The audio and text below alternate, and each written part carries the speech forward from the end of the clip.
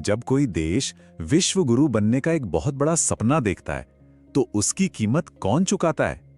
आज हम हिंदी उपन्यास विश्व गुरु के जरिए इसी सवाल की पड़ताल करेंगे और ये जानने की कोशिश करेंगे कि इतने बड़े भव्य राष्ट्रीय सपनों के बीच एक आम इंसान की आवाज आखिर कैसे गुम हो जाती है। देखिए, ये उपन्यास सिर्फ एक कहानी नहीं है, बल्कि ये एक ऐसे दौर का दस्तावेज है, एक ऐसे तूफानी समय का आईना जिससे शब्दों में पकड़ना बहुत जरूरी था। और वो दौर कुछ ऐसा था जब देश बोल रहा था। हर तरफ से नारों की, भाषणों की और वादों की एक ऐसी गूंज थी, एक ऐसा शोर था जिसमें लगता था कि हर आवाज शामिल है। लेकिन इसी कान फाड़ देने वाले शोर के बीच एक खतरनाक खामोशी भी जन्म ले रही थी। व्यक्ति चुप हो रहा था, और यही वो पहेली है जिसे ये उपन्यास सुलझाने की कोशिश करता है। तो इस पूरी कहानी के केंद्र में एक शब्द है, एक सपना है, विश्व गुरु। लेकिन विश्व गुरु सिर्फ एक शब्द नहीं है। आप जानते हैं, ये एक बहुत बड़ी राष्ट्रीय परियोजना है, दुनिया का शिक्षक या नेता बनने की एक बहुत ही महत्वाकांक्षी सोच। उपन्यास ये दिखाता है कि ये जो विश्व गुरु का खिताब है ना, ये असल जिंदगी में नहीं बल्कि पोस्टरों और बड़े बड़े मंचों पर चमकाया जा रहा था। ये एक ऐसा प्रदर्शन था जो जमीनी हकीकत से बिल्कुल कटा हुआ लगता था। और इसी दिखावे और हकीकत के बीच एक बहुत गहरी खाई पैदा हो रही थी, राष्ट्र और व्यक्ति के बीच की खाई। उपन्यास इस खाई को एक लाउड स्पीकर और एक गहरी खामोशी के जरिए समझाता है। मतलब एक तरफ तो राष्ट्र है जो भाषणों और नारों के शोर में जी रहा है, और दूसरी तरफ है आम इंसान जो अपनी सांसों में, अपनी रोजमर्रा की जिंदगी में एक गहरा भ्रम और असुरक्षा महसूस कर रहा है। और उपन्यास का तर्क ये है कि सबसे खतरनाक लड़ाइयां सरहदों पर नहीं बल्कि इंसान के मन के अंदर लड़ी जा रही थीं। पता है, इस कहानी में कोई पारंपरिक हीरो या विलेन नहीं है। यहाँ पर हर पात्र असल में एक मानसिक स्थिति का प्रतीक है। हमारे अंदर जो संघर्ष चलते रहते हैं ना, ये उन्हीं को दिखाता है। और ये लड़ाई कैसी थी? ये थी चुप रहने और सच बोलने के बीच की कश्मकश। ये आत्मसम्मान और समझौते के बीच का तनाव था। और ये राष्ट्र से प्रेम और सत्ता के डर के बीच का एक लगातार चलने वाला द्वंद्व था। अब सोचिए, जब मन के अंदर इतना संघर्ष हो तो फिर भाषा का क्या होता है? जाहिर है, शब्द खोखले होने लगते हैं। राष्ट्र, संस्कृति, परंपरा, गौरव, ये कितने शक्तिशाली शब्द हैं ना? पर उपन्यास के हिसाब से ये सिर्फ नारे बनकर रह गए थे और इनके असली मतलब कहीं कहीं खो से गए थे। उपन्यास इस पूरी स्थिति को एक झकझोर देने वाली पंक्ति में समेट देता है। अब शब्द अर्थ नहीं, आदेश ढोते हैं। तो इस खोखली भाषा और इन आदेशों का सबसे भारी बोझ कौन उठा रहा था? देश के युवा एक तरह के असंभव दुविधा में फंस गए थे। एक तरफ उनका मन करता था कि वो सच बोलें, सवाल करें, पर दूसरी तरफ नौकरी की, सुरक्षा की मजबूरी उन्हें चुप रहने को कहती थी। और जब रोज रोज सही और गलत की ये लड़ाई लड़नी पड़ती है तो उससे एक गहरी मनोवैज्ञानिक थकावट पैदा होती है। उपन्यास इसे एक नाम देता है, नैतिक थकान, या कहिए मॉरल फटीग। और ये थकान कैसी महसूस होती है?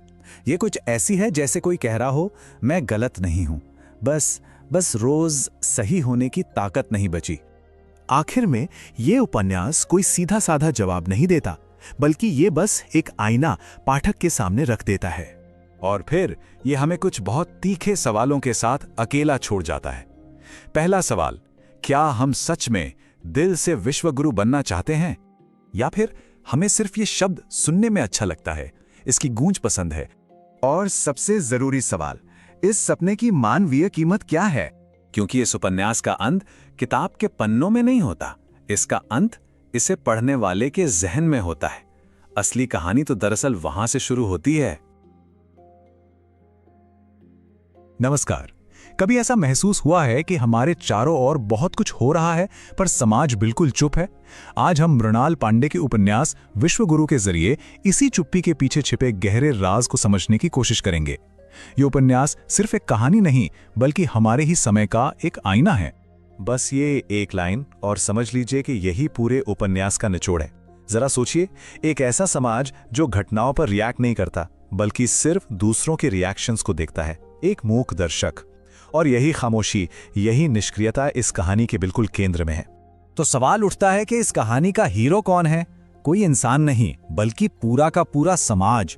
हमारे पहले हिस्से में हम यही देखेंगे कि कैसे विश्वगुरु में समाज सिर्फ एक बैकग्राउंड नहीं है, बल्कि कैसा किरदार है जो जीता जागता है, सांस लेता है, पर बोलता नहीं। तो ये दर्शक समाज आखिर है क्या? देखिए, उपन्यास की सबसे बड़ी खूबी यही है कि ये समाज को एक कैरेक्टर की तरह दिखाता है। एक ऐसा कैरेक्टर जिसकी सबसे बड़ी ताकत और शायद सबसे बड़ी कमजोरी उसकी खामोशी है। तो कैसा है ये किरदार? इसकी आदतें क्या हैं? ये बोलता कम है, लेकिन देखता सब कुछ है। और सबसे खतरनाक बात, इसकी यही चुप्पी हर चीज को, हर अन्याय को होने की एक मौन सहमति दे देती है। और इस खामोश समाज का दिल कौन है? शहरी मिडिल क्लास। ये वो तबका है जिसके पास खोने के लिए बहुत कुछ है। नौकरी, समाज में बनी बनाई इज्जत, एक नॉर्मल जिंदगी का वहम। उपन्यास कहता है कि ये वर्ग सच जानता है, पर उसे बोलने की कीमत चुकाना इनके बजट से बाहर है। लेकिन सवाल ये है कि ये चुप्पी आती कहां से है? क्या हम पैदाइशी ही चुप होते हैं, या फिर हमें चुप रहना सिखाया जाता है? चलिए अगले हिस्से में इसी चुप्पी की जड़ों को खोदते हैं। उपन्यास हमें दिखाता है कि चुप्पी कोई आदत नहीं, बल्कि एक पूरा प्रोसेस है। एक ऐसा पाठ जिसे बचपन से ही हमारे दिमाग में डाल दिया जाता है।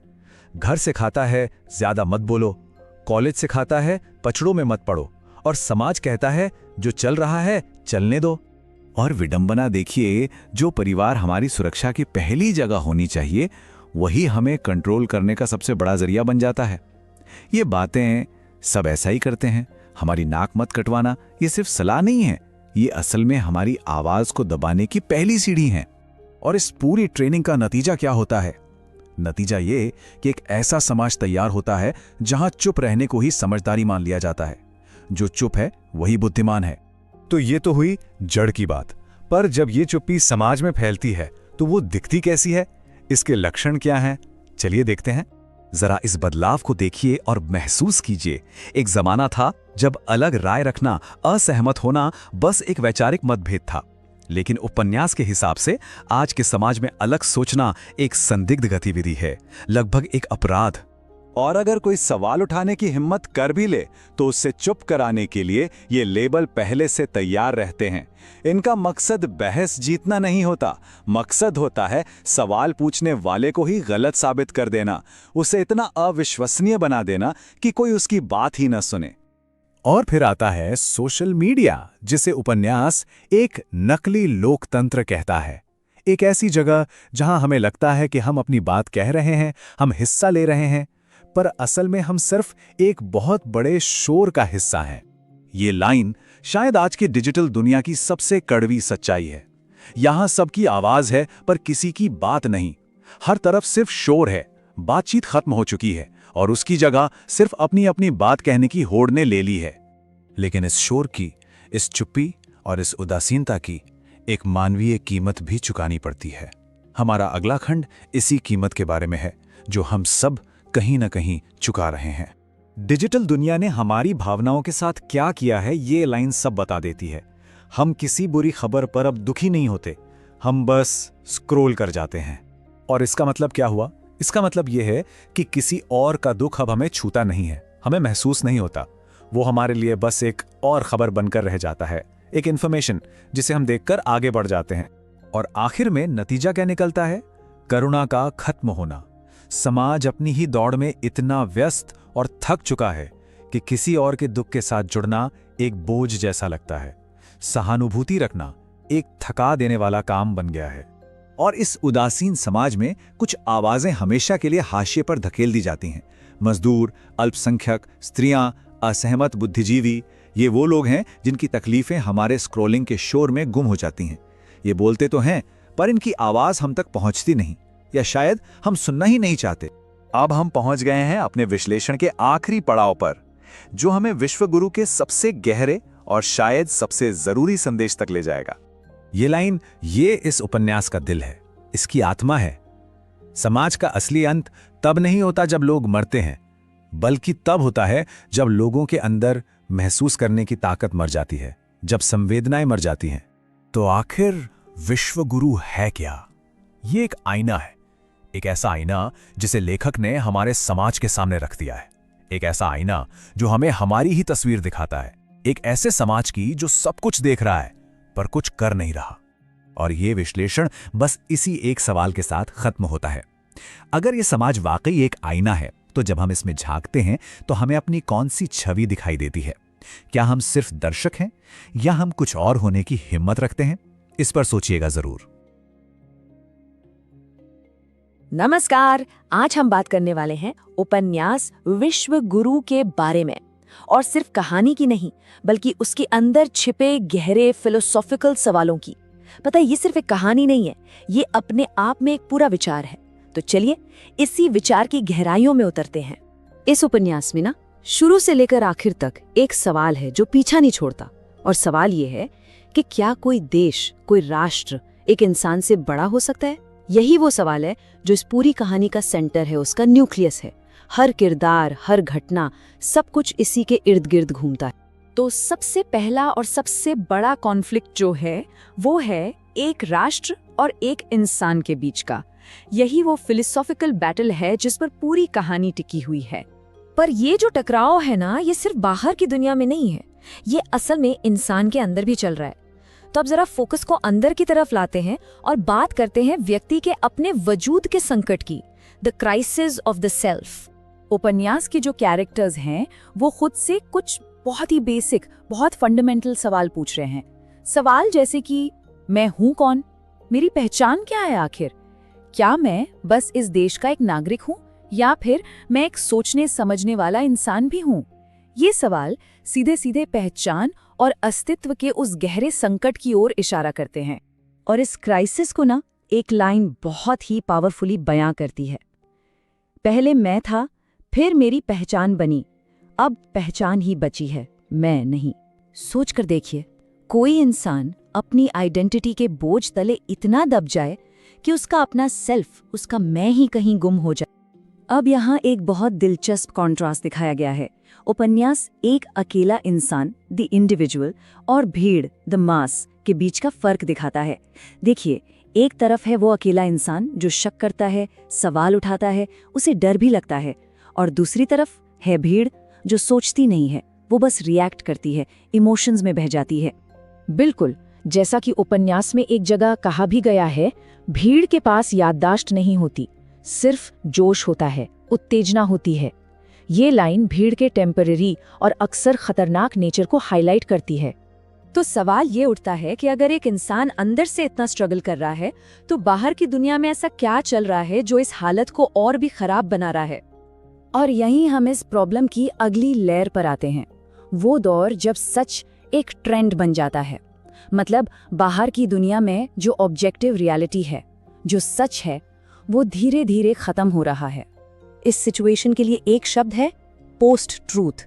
ये एक ऐसी हालत है जहां पब्लिक ओपिनियन बनाने में ऑब्जेक्टिव फैक्ट्स का, यानी असल तथ्यों का असर कम हो जाता है और लोग भावनाओं और पर्सनल बिलीव्स के आधार पर राय बनाते हैं। और उपन्यास इस आइडिया को एक लाइन में कमाल तरीके से कहता है, अब सच वो है जिसे ज्यादा लोग दोहराते हैं। मतलब सच का लेना देना इससे नहीं है कि फैक्ट क्या है, बल्कि इससे है कि पॉपुलर क्या है। पता है, ये नॉवेल ईविल या बुराई के बारे में उतना नहीं है जितना कि अच्छाई की थकान के बारे में है।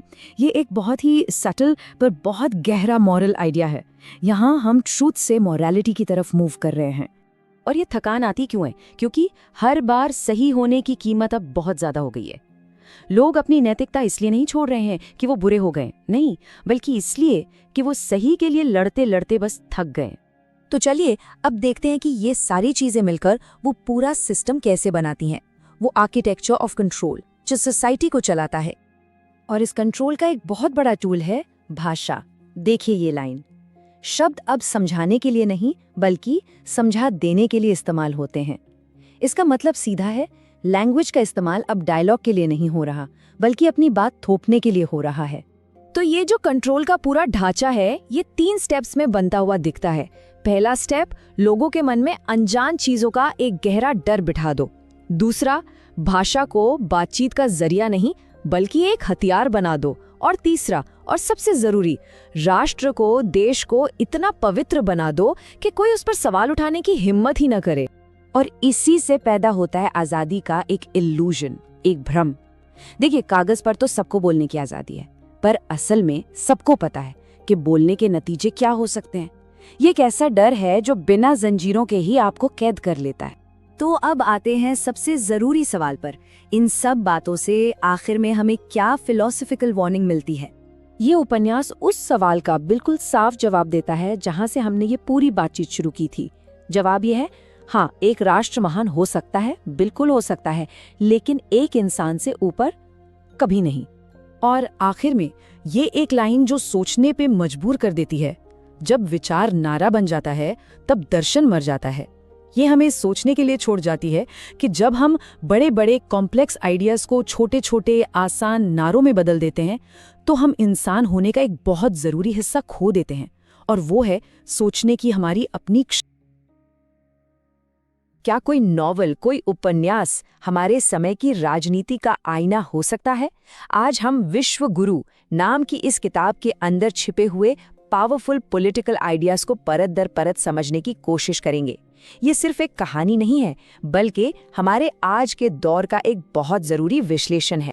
तो चलिए इस विश्लेषण की शुरुआत करते हैं किताब की एक ऐसी लाइन से जो शायद इसके पूरे सार को अपने अंदर समेटे हुए हैं। ये उस लोकतंत्र की कहानी है जहां वोट जिंदा है और सवाल घायल। ये एक लाइन हमें सीधे इस उपन्यास के राजनीतिक दिल में ले जाती है। तो इस किताब का पहला और सबसे बुनियादी तर्क क्या है? ये एक बहुत बड़ा आइडिया सामने रखता है कि राजनीति अब कोई अलग थलग चीज नहीं रही, बल्कि एक ऐसा माहौल बन गई है जो हमारी जिंदगी के हर हिस्से में, हर कोने में समा चुकी है। नॉवेल हमें दिखाता है कि पॉलिटिक्स अब सिर्फ संसद या चुनावों तक ही सीमित नहीं है। ये हमारे घर के ड्राइंग रूम में होने वाली गर्मा-गर्म बहसों में है, कॉलेज कैंपस की हलचल में है, सोशल मीडिया की तीखी भाषा में है, और सबसे बड़ी बात, ये हमारे अपने दिमाग के अंदर, हमारे ख्यालों में घुस चुकी है। और यहीं पर नॉवेल एक बहुत ही, कह सकते हैं, चौंकाने वाली बात कहता है, राजनीति अब निर्णय नहीं लेती, वो आदतें बनाती है। इसका मतलब ये है कि इस नई पॉलिटिक्स का असली मकसद हमारे सोचने और बर्ताव करने के तरीके को बदलना है, वो भी इस तरह कि हमें पता भी ना चले। तो ये सब हमें इस नॉवेल के सबसे बड़े कॉन्फ्लिक्ट, सबसे बड़े टकराव की तरफ ले जाता है, और ये टकराव है राष्ट्र और सत्ता की अवधारणाओं के बीच के फर्क को समझने का। देखिए, नॉवेल इन दोनों के बीच का फर्क बिल्कुल साफ कर देता है। एक तरफ है राष्ट्र, जो यादों और डाइवर्सिटी का प्रतीक है, जो संघर्षों से बना है और एक सामूहिक भावना है। वहीं दूसरी तरफ है सत्ता, जो सबसे एक जैसा होने की मांग करती है, सवालों से घबराती है और अपनी आलोचना को दुश्मनी समझती है। और ये जो लाइन है ना, जब सत्ता खुद को राष्ट्र कहने लगे तब राष्ट्र अनाथ हो जाता है, ये इस पूरी किताब का पॉलिटिकल हार्ट है। ये वो लम्हा है जब सरकार की मशीनरी लोगों की पहचान पर, राष्ट्र की पहचान पर कब्जा कर लेती है। तो सवाल ये उठता है कि सत्ता अपनी इस ताकत को और मजबूत कैसे करती है? किताब इसके लिए कुछ खास औजारों, कुछ टूल्स का जिक्र करती है। सबसे पहला टूल राष्ट्रवाद। नोवेल का तर्क है कि राष्ट्रवाद को अब एक हथियार की तरह इस्तेमाल किया जा रहा है। ये अब देश के लिए प्यार का एहसास नहीं, बल्कि एक लॉयल्टी टेस्ट बन गया है, जो लोगों को अपने असली विचार रखने के बजाय किसी एक पक्ष को चुनने पर मजबूर करता है। अगला टूल है डर। पर ये कोई पुराना वाला डर नहीं है, ये एक नया, बहुत ही महीन किस्म का डर है। ये जेल जाने का डर नहीं है, बल्कि पब्लिक में बदनाम होने का, नौकरी चले जाने का और समाज से बाहर कर दिए जाने का डर है। ये कंट्रोल करने का एक बहुत असरदार तरीका है, जिसके नतीजे जिस्मानी नहीं बल्कि सामाजिक और प्रोफेशनल होते हैं। और इसी बात को नॉवेल एक बहुत तीखी लाइन में कहता है, अब डर को लाठी की जरूरत नहीं, वो बदनामी से काम चला लेता है। ये दिखाता है कि डर की ये मॉडर्न रणनीति कितनी कारगर है। फिर आता है इतिहास। नॉवेल के मुताबिक इतिहास को पढ़ा या समझा नहीं जा रहा, बल्कि उसे एक हथियार बना दिया गया है। मतलब इतिहास को गौरव की कहानी बनाने के लिए चुन चुन कर इस्तेमाल किया जाता है, और जो हिस्से सुविधाजनक नहीं है उन्हें मिटा दिया जाता है। और फिर देखिए कि कैसे भाषा खुद एक हथियार बन जाती है। अगर कोई मुश्किल सवाल पूछे तो उसे एंटी नेशनल कह दिया जाता है, और अगर कोई आसान सा नारा लगा दे तो वो देशभक्त बन जाता है। मतलब पॉइंट ये है कि कॉम्प्लेक्सिटी को ही, गहराई से सोचने को ही शक की नजर से देखा जाने लगता है। तो अब सवाल ये है कि इन सब का नतीजा क्या होता है? एक डेमोक्रेटिक सोसाइटी पर, उसके पिलर्स पर इसका क्या असर पड़ता है? उपन्यास एक पूरा प्रोसेस बताता है कि कैसे असहमति की आवाज को दबाया जाता है। स्टेप 1, एक नागरिक एक सवाल पूछता है। स्टेप 2, उस पर फौरन एक लेबल चिपका दिया जाता है। और स्टेप 3, एक बार वो लेबल लग गया तो फिर उसका जवाब सुनने की जरूरत ही नहीं। देखिए, यहाँ मकसद बहस जीतना नहीं है, बल्कि सवाल पूछने वाले को ही डिस्क्वालीफाई कर देना है। इस पूरे खेल में मीडिया का क्या रोल है? नॉवल के हिसाब से मीडिया सत्ता की आवाज बन जाता है, और ये बात इस एक लाइन में बिल्कुल साफ हो जाती है। खबर अब बताई नहीं जाती, चलाई जाती है। मतलब न्यूज़ अब जानकारी नहीं, बल्कि एक मैनेज किया हुआ तमाशा है। और इन सब से एक बहुत ही अजीब सा विरोधाभास पैदा होता है।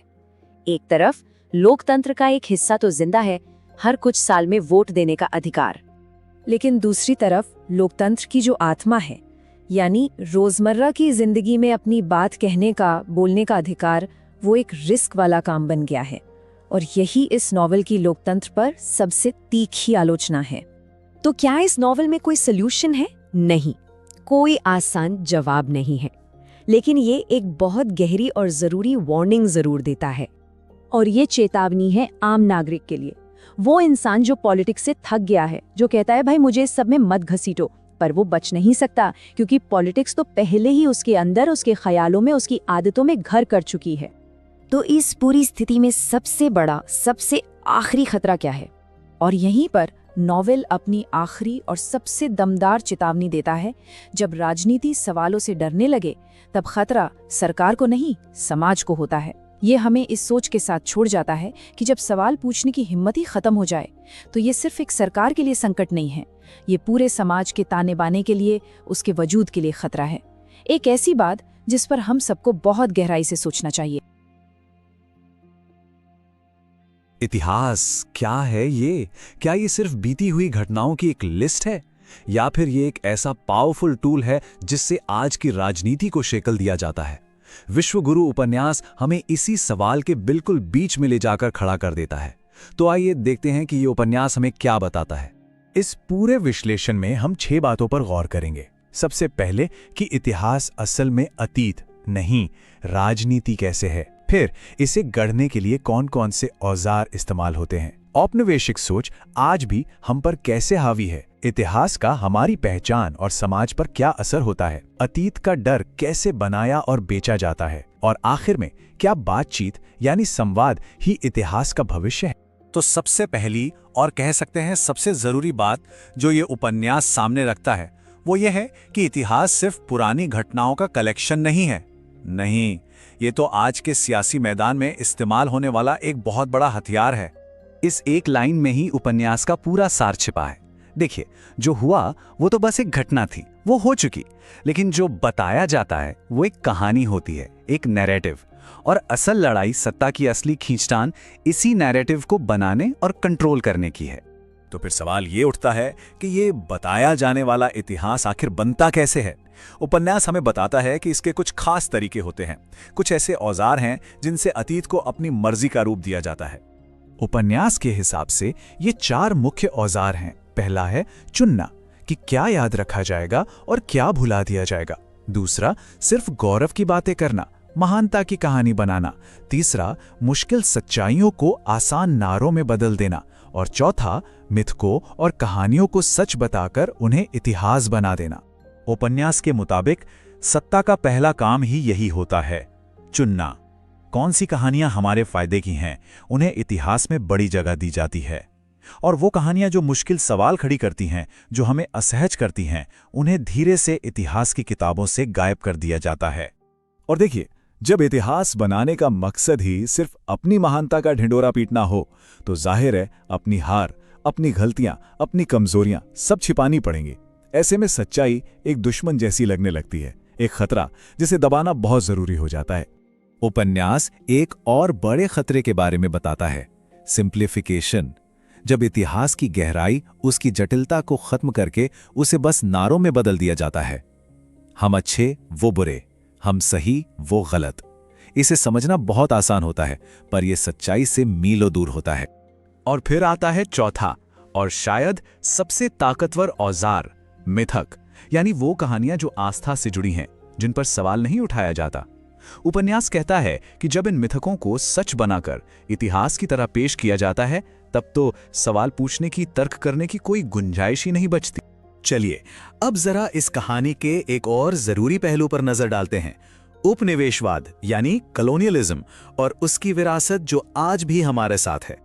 उपन्यास का तर्क बहुत साफ है।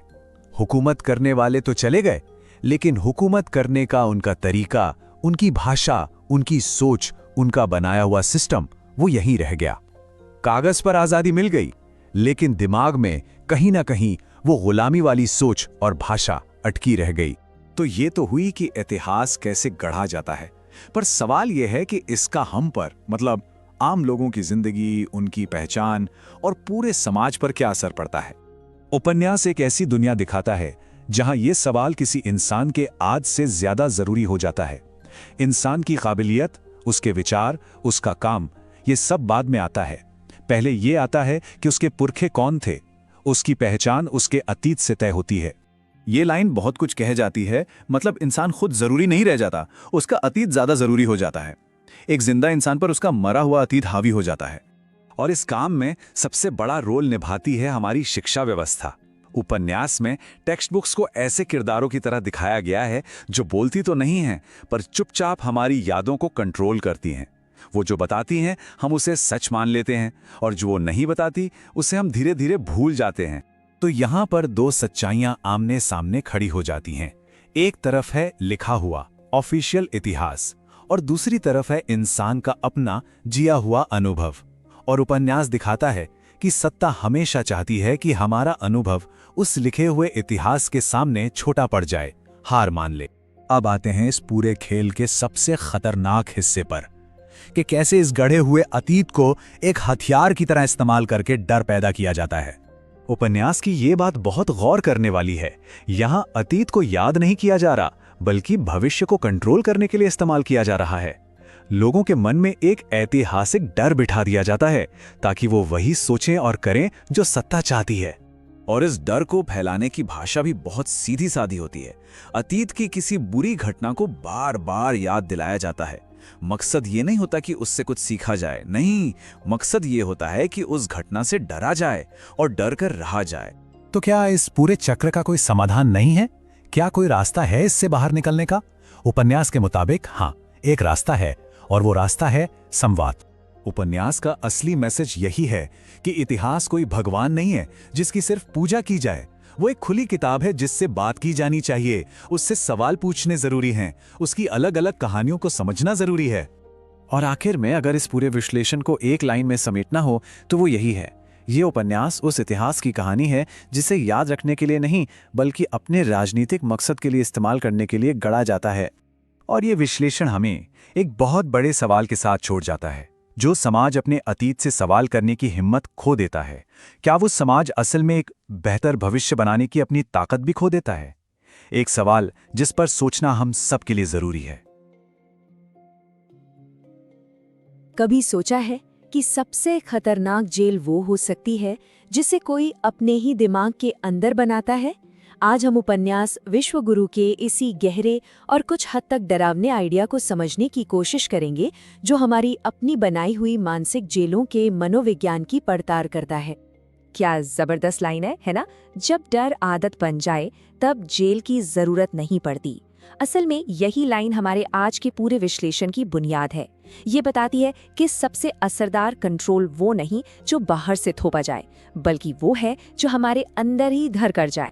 तो चलिए सबसे पहले इसी बुनियादी विचार को समझते हैं, मन के भीतर की जेल। उपन्यास का तर्क है कि सबसे ताकतवर कंट्रोल वो है जो लोहे की सलाखों वाली जेलों को पूरी तरह बेकार कर देता है, क्योंकि ये हमारे अंदर, हमारे मन में काम करता है। जरा सोच कर देखिए इसके बारे में। अगर जेल की दीवारें और सलाखें किसी के दिमाग के अंदर ही खड़ी कर दी जाएं, तो फिर भागने की कोई जगह ही नहीं बचती।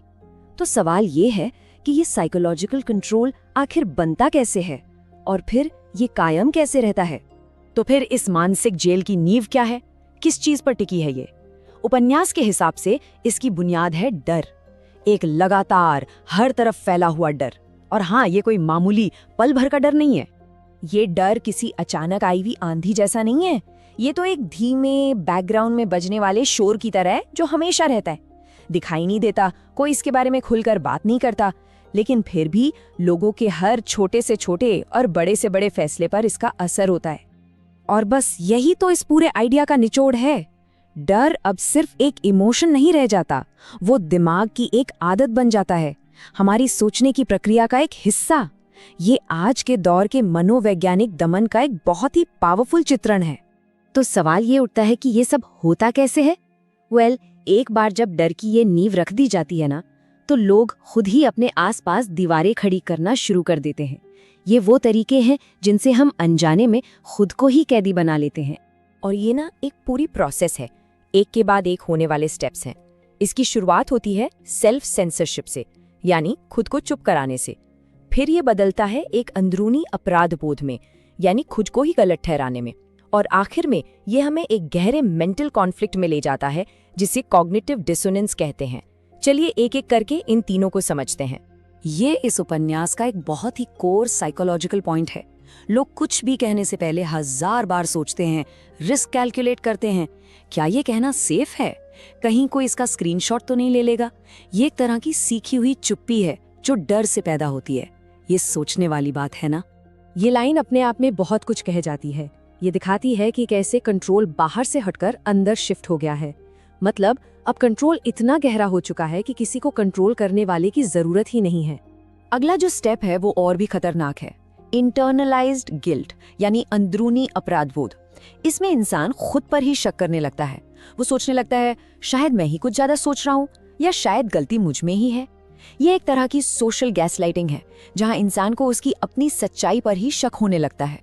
ये लाइन इस बात को कितनी खूबसूरती से बताती है कि जब चारों तरफ एक ही शोर हो, एक ही बात कही जा रही हो, तो जो इंसान चुप है या असहमत है, उसे लगने लगता है कि शायद वही गलत है। अपनी ही आवाज पर यकीन करना मुश्किल हो जाता है। और ये सारी चीजें ये हमें ले आती हैं कॉग्निटिव डिसोनेंस पर। ये साइकोलॉजी का एक क्लासिक टर्म है। इसका सीधा सा मतलब है वो मेंटल डिस्कम्फर्ट, वो बेचैनी जो तब होती है जब हमारे बिलीफ्स और हमारे एक्शंस, यानी हमारी सोच और हमारे काम एक दूसरे से मेल नहीं खाते। और ये एक बहुत तकलीफदेह मेंटल स्टेट होती है। ये जो अंदर की लड़ाई है वो कुछ इस तरह दिखती है। इंसान देख रहा है कि अन्याय हो रहा है, पर कहता है कि सब नॉर्मल है। मन में असहमति है, पर बाहर से दिखाता है कि वो सहमत है। और ये जो लगातार चलने वाला कॉन्फ्लिक्ट है ना, ये एक बहुत भारी मेंटल और इमोशनल बोझ बन जाता है। क्या कमाल की लाइन है ये।